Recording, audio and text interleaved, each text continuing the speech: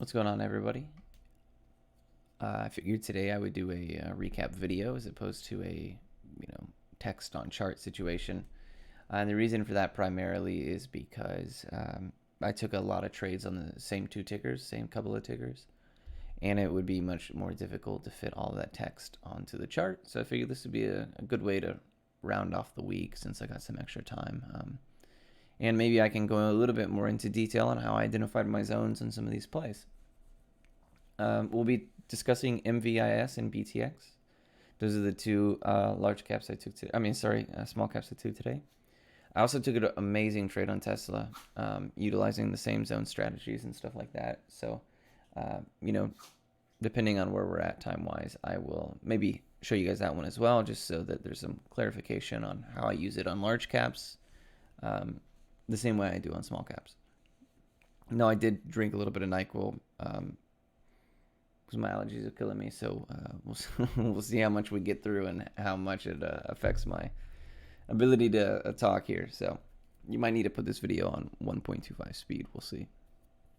But we'll start with MVIS here. I'm going to do all the trades I took on this one, and then we'll go to BTX because I was kind of going back and forth.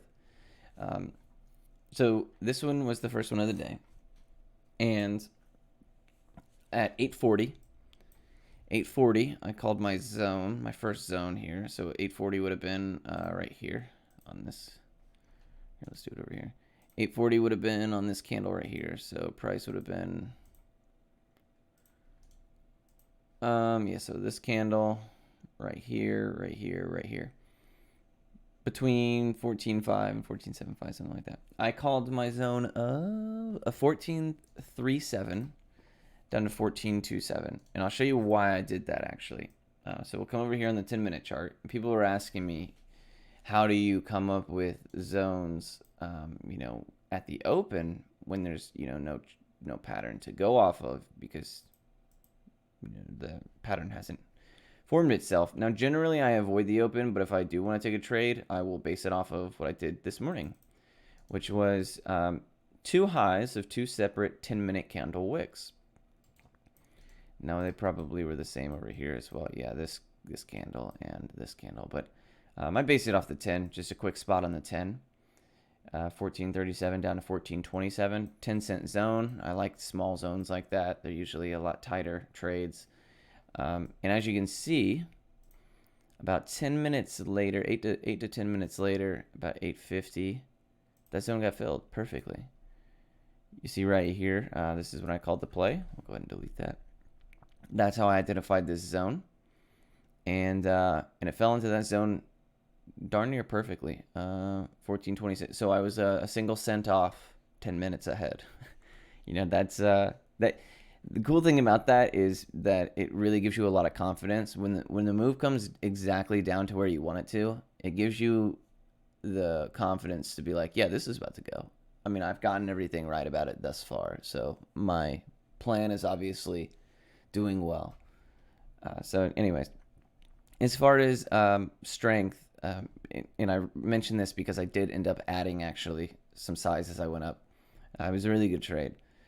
But the first thing you can notice over here in the 2, we'll start on the 2-minute. This is a boom, fills my zone completely. I did descending bids. My stop was actually here at 14 even. Because I felt that had it come down here, that would jeopardize. We'd no longer be setting these higher lows. It would jeopardize big picture trend. Just wouldn't be a move I'd want to be a part of, just what that chart would look like at that point if it was all the way down here. So, yeah, 14 was my stop. Hard stop, obviously, like always.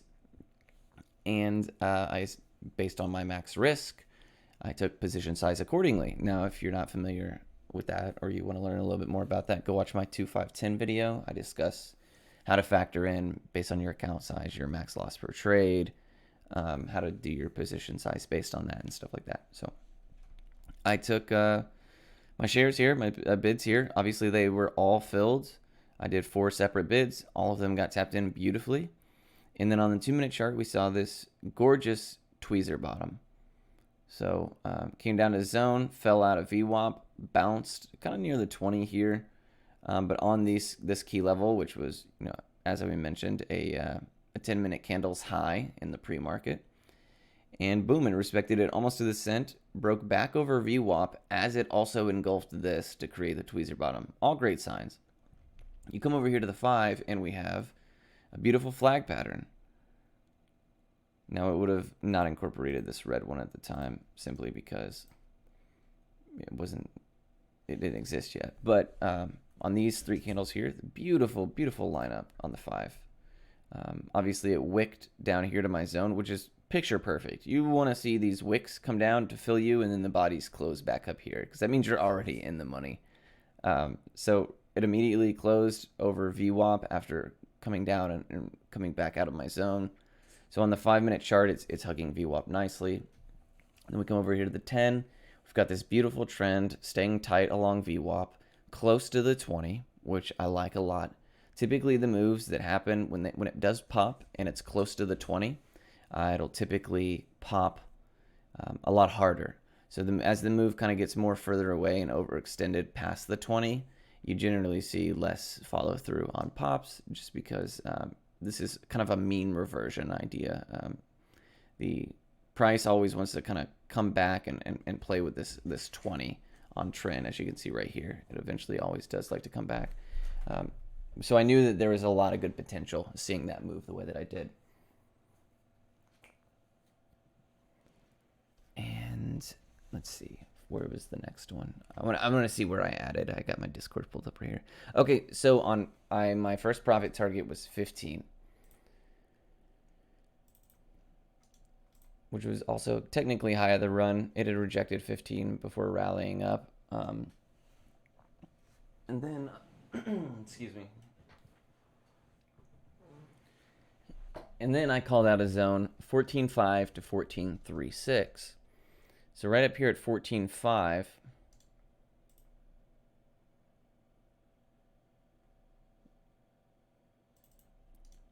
I saw that price was kind of wicking. And I said, okay, well, 14.5 down to the top of my zone. I'm going to add to this because, again, I saw all these different signs right here. As I just explained, the bounce, the way that it bounced, all these patterns. And I said, yeah, this is going to be a big move. It's going to be a strong move. I want to add now because I strongly believe it's going to break 15. So I actually doubled my position size in that zone. It actually didn't fill all of it. So I did half a position on the top and half a position on the bottom, and it filled half a position. So technically, I was in 1.5 positions as opposed to, technically being doubled.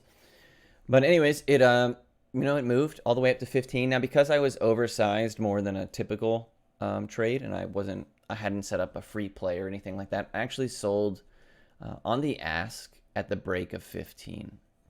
Now, because I sell on the ask, I probably got filled a little bit higher than the actual level I was trying to sell at, which is, obviously ideal.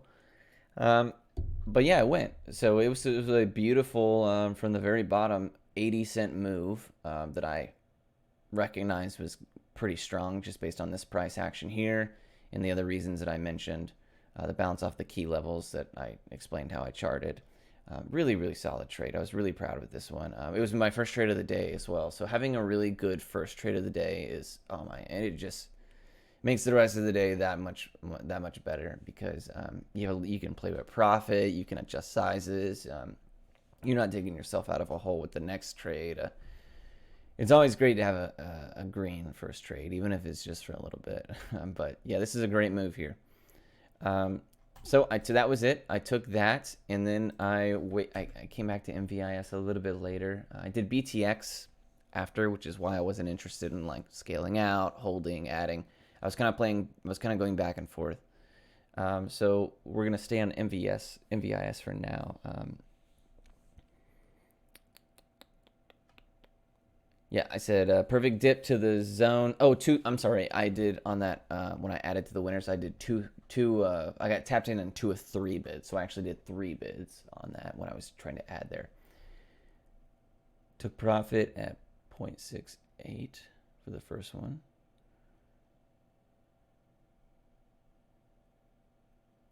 And then rode the rest of 15. Okay.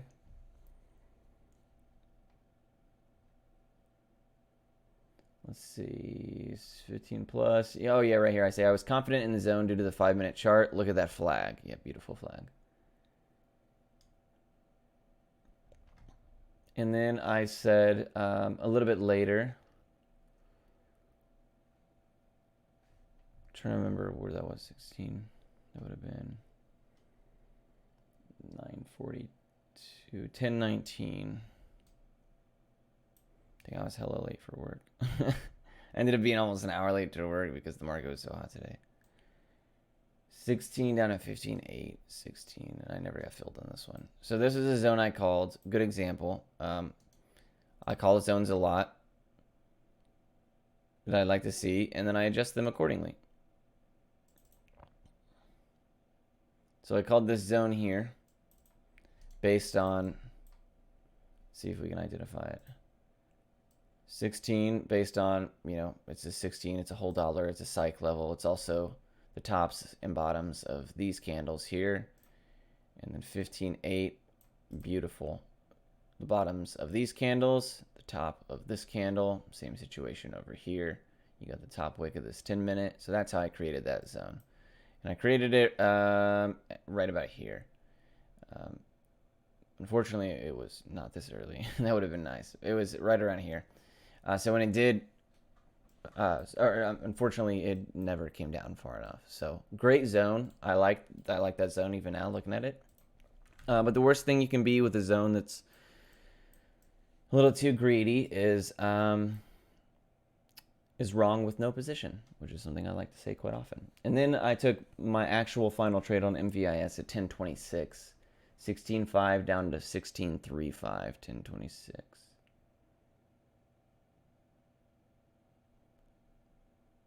Uh, 16.5, 10.26. Okay.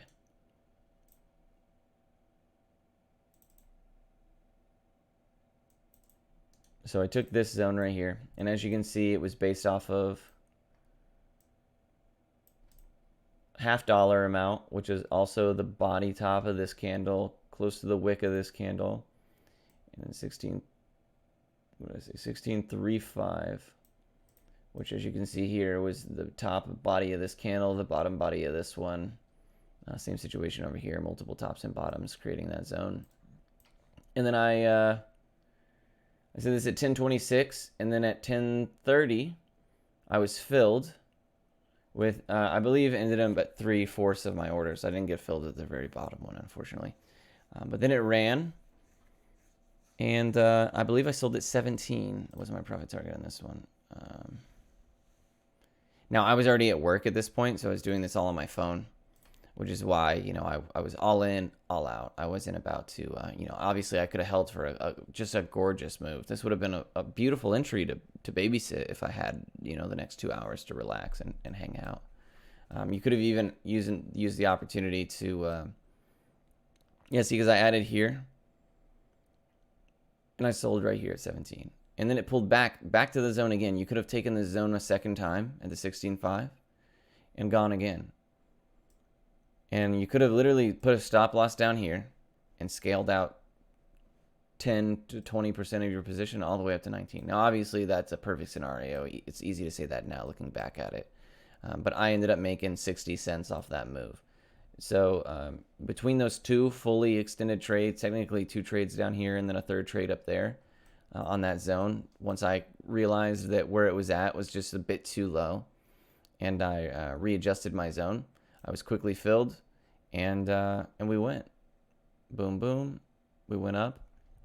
I took profit at 17. I was on mobile, so, you know, it definitely had room to run. People in chat were like, dude, it's still got strength. And I was like, yeah, I'm on my phone in the middle of a Chuck E. Cheese. So, you know, we're going to take what we can get. So, yeah, that is how I played MVIS today. I didn't do any free plays on MVIS. I did attempt a free play on BTX, ended up getting stopped out. So we'll talk about that here in a second. But yeah, MVIS, great trades. Beautiful zone fill on the morning. A pretty solid zone fill once I kind of adjusted my spot a little bit on that 16.5 range as well. So yeah, really happy with those moves. Now, BTX. You'll have to bear with me. I don't know how accurate these are or when I drew them. I was still here at this time, so I was not yet on my. We're just gonna clear this out. I was not yet at work, thankfully. What the fuck?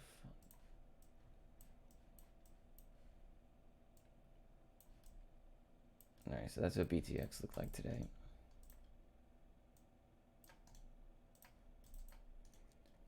And let us see exactly where I took this trade, because I'm not sure off the top of my head. So, BTX. My first zone on BTX today.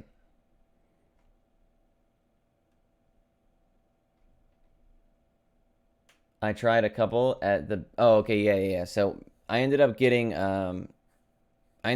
beautiful fills on MVIS. I was obviously still in that MVIS trade, and I called out 13.75 to 13.5 on MVIS at 8.54.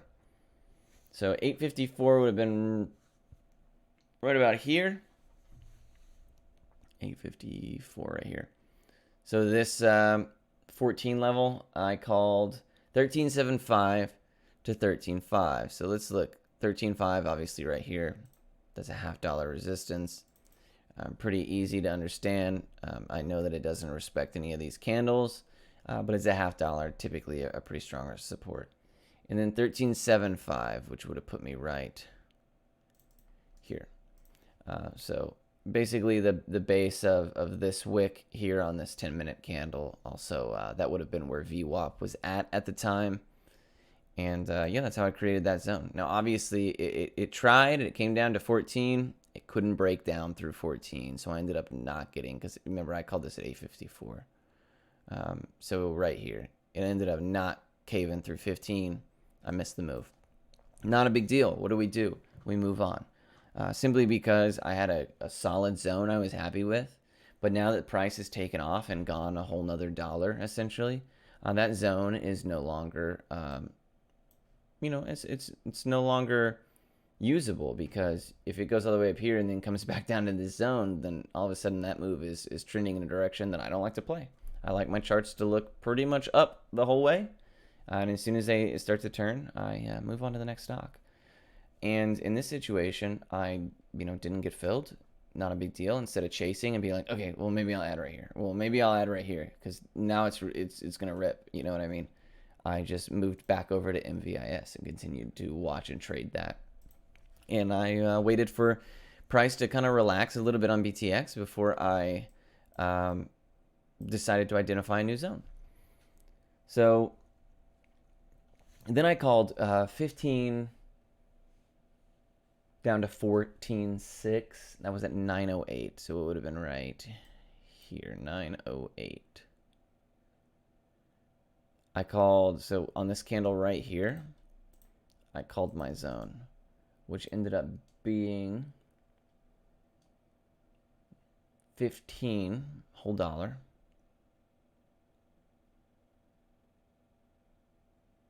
Down to 14.6. Pretty big zone,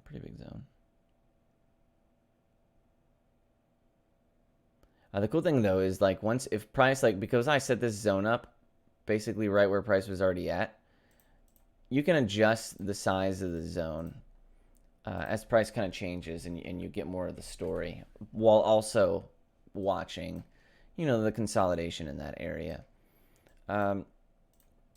So right here, and again, I call all these plays out as I try to, at least, as I do them in Discord. So here you can see where, for 15 is obviously 15. If you wanted to base it off of some candles, there's a surplus to do it from. And then 14.6, I identified off of, a base body of this, almost the top body of that, almost the top wick of that. So a really, really solid range with multiple points of corroboration. You look over here, and that's essentially the top wick of an earlier 10-minute candle as well. So I called zone here. It broke into my zone. My stop ended up being 14 even.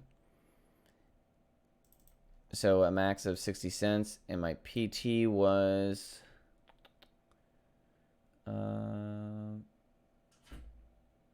16. So we're talking almost a little over a whole dollar.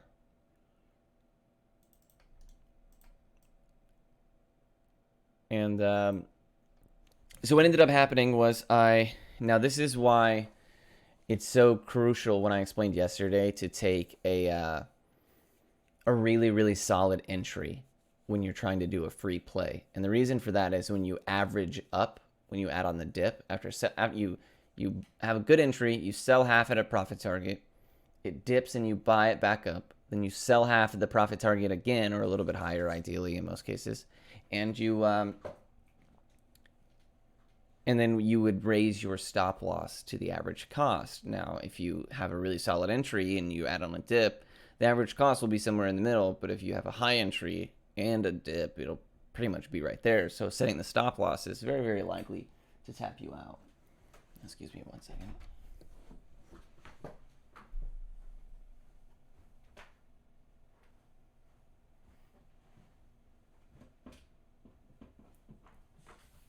All right. So I added in this consolidation zone, and obviously you can see that this play is the reason I was late to work. It took quite a bit. So I added down here in this zone, and I actually sold on the immediate pop. I took half profit.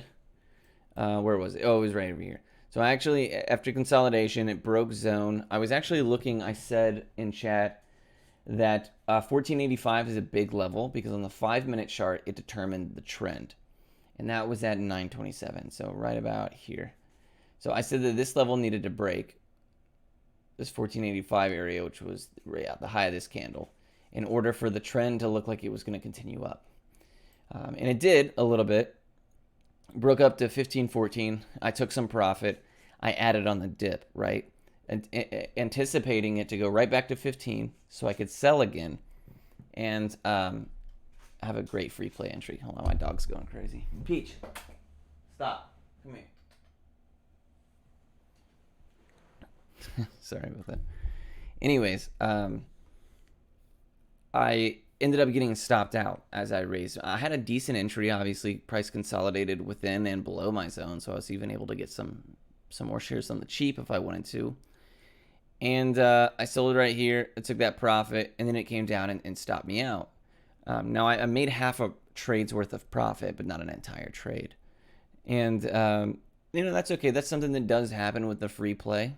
Again, the free play is great because there's zero downside risk, but if your entry is not great or the price, this is a big dip. This is over a 50-cent candle right here. A single 2-minute candle, 50 cents. So,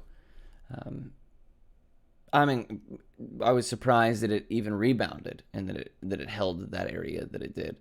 So I was happy with that stop out. It didn't go against me. It didn't cost me anything. I just made half a trade's worth of profit as opposed to a full one, which is cool. Totally fine, right? Then it came back in the zone. It came all the way down here to the high 1420s, and I added again, and then I wrote it for this big push up here to 1558. I realized it was after 10 o'clock, and I ended up selling at about, I think I ended up selling at like 1550 or something like that. And I typed in chat, I was like, I'm selling here because I need to leave.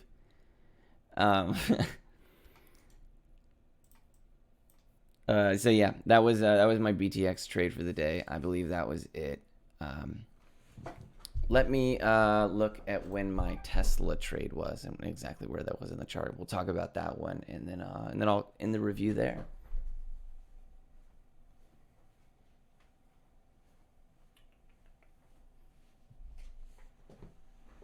Okay, so Tesla was, and what time?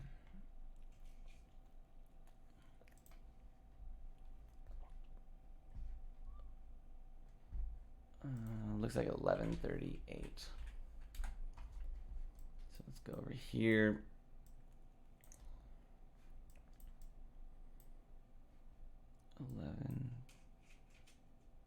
Oh my God! Now the other dog is trying to come in.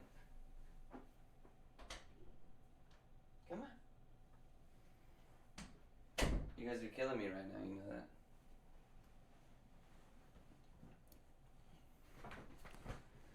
All right, sorry about that. So at 11:38. So this would have been actually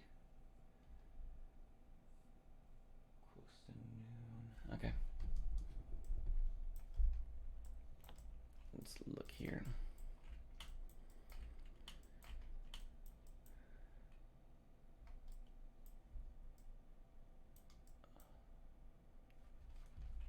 $7:37. 36. So yeah, it would have been after this move right here. This was a high of the day. I was at work again. I was on my phone, so the trades were a little less than perfect. But I set my zone down here, 731.87. So let's do this, and then we will edit it. 731.87 down to 730 even. Now 730 obviously is a major psych level because it is. Damn, how many days off am I? Okay.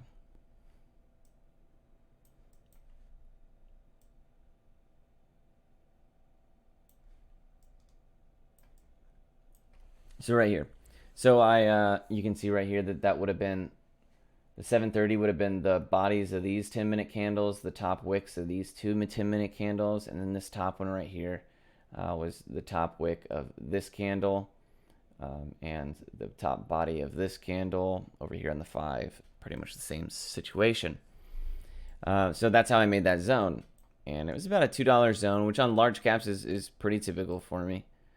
So it would have come down in this range, and I got a beautiful fill here. Beautiful fill here, and my profit target 7. What my stop loss was here at this, so it would have been 729 even. So I was risking essentially $1, and I was shooting for 735. I think I ended up with 140 shares on this move, something like that. Obviously, it came through my zone beautifully. Respected all of that. It was an excellent zone tap. As you can see here on the 10, it played off of the 200 SMA, which is a significant support historically. On the 5, it gave me a good price action ride along the 20. And why that was important to me was I knew that even if it just kind of bounced back and forth between the 20 and the VWAP, as long as it continued to trend upwards, I knew that it had the potential to 735, even if it never broke through the 20. Now, typically on these plays that run high a day like this, when there's a new high a day, generally there's a sell-off. I saw that the 200 was here, so I had already created my zone. I added down here in this area, had my stop loss, my profit target set. And I figured that there's almost always, after a high day run, a little secondary rally. Now, if there's tons of Momo and the stock's running on news or something crazy like that, then you might even be strong chance at another upside. But I'll usually take the secondary bounce, and I never shoot for high of day. And the reason for that is that it's pretty unlikely for it to high a day, high a day, high a day. That's just not how it works. So I have a more conservative price target. I said 735 is a good level. Obviously, you can see here it was a key factor on these two candles here. And it ended up breaking up. I think I ended up getting like 735.40 or something like that on the trade. And my average was real low. I want to say like 730.60, something like that. So, $5 and some change move, which is beautiful, beautiful. And as you can see here, it respected the zone, and it went. Now, when you're dealing with large caps as opposed to small caps, and the reason I show this at the end of this video here is just to show you that it not only works on large caps, but also that you kind of have to be a little bit more conscious about where your zones are, how wide they are. Now, you're not going to be able to do on Tesla a 10-cent zone, obviously, right? It goes without saying, but some people might not know that. So there's doesn't hurt me at all to clarify that. Hopefully this is a good explanation of kind of the wiggle room. Now, I realistically could have had a zone of 731, and we can look how that looks over here. Yeah, that would have come out to about right here, all these candles. So yeah, that would have been a great zone, which is why I like to chart winners and I like to chart losers at the end of the day, because a lot of times I go, okay, you know what? That's something I can look at tomorrow. I can maybe take that into account. That maybe I didn't have to have such a wide of a zone. It would have been easier to average down if it was only a single dollar, because then you're talking about a $4 upside to a single dollar risk, which is incredible. But, you know, you live and you learn. You hope to review what you've done for the day and improve it on the next day. So that is my trades for today. I actually ended up taking an HOFV trade that I made like 3 cents on or something like that. It ended up going nowhere. So I didn't really touch on that. But if you look up my calls in chat today and you see the HOFV, excuse me, I called this zone down here actually. I called 375 down to 373. I got filled and I sold it up here just because it like stalled out for so long. I was like, you know what, I'm out of here. So I sold it at 3.8, and that was the end of it. I was at work. It was already been a 30-minute move or something. So I was like, okay, this is not worth the stress. But yeah, so that was another trade I took today. I actually was green on all of my trades. Now, that's not to say that I didn't get stopped out or I didn't have zones not get filled. You know, it's very important to remember that I even showed you a couple of zones I made that just never got any love. There was never any price reduction, never any tap of those zones. And I was wrong in those situations, but I didn't lose in those situations. Now, that's a very key distinction, and that's why I like this method so much. That's why I don't chase. Because, boy, it sucks to be wrong and have a red P&L as a result. But it really don't suck that bad to be wrong and then just get it right the next time.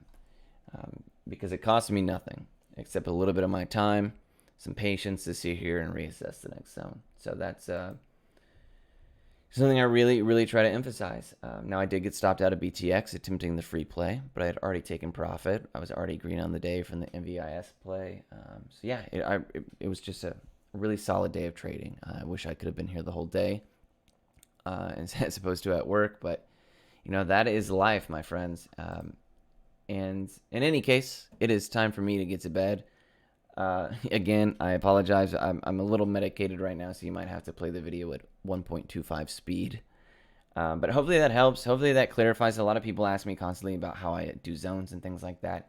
And hopefully, you know, as I was putting the lines down, that kind of helped some of you with some clarification. So if you do have any questions, as always, my DMs are always open. You guys have a great rest of your night and a great rest of your weekend, and I will see you soon. Bye.